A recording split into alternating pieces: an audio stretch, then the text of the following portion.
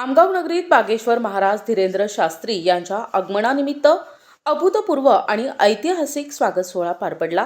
फटाक्यांच्या आतिषबाजीने आकाश उजळून निघाले तर ढोल ताशांच्या गजरात संपूर्ण आमगाव नगरी भक्तिमय वातावरणाने भारावून गेली।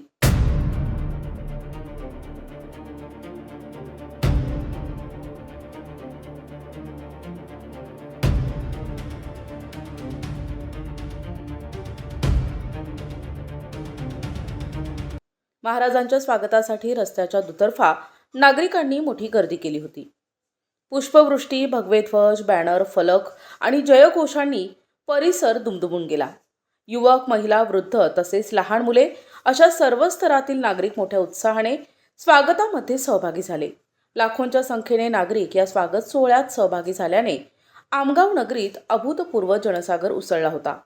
भक्तांनी जय बागेश्वर महाराजच्या घोषणांनी संपूर्ण परिसर दणाणून सोडला। या भव्य स्वागतामुळे आमगाव नगरीत उत्सवाचे आणि भक्तीचे वातावरण निर्माण झाले असून नागरिकांमध्ये प्रचंड उत्साह पाहायला मिळाला। बागेश्वर महाराजांच्या दर्शनासाठी भाविकांची मोठी गर्दी उसळली होती। प्रतिनिधी राधाकिसन सुटे, NTV न्यूज मराठी, गोंदिया।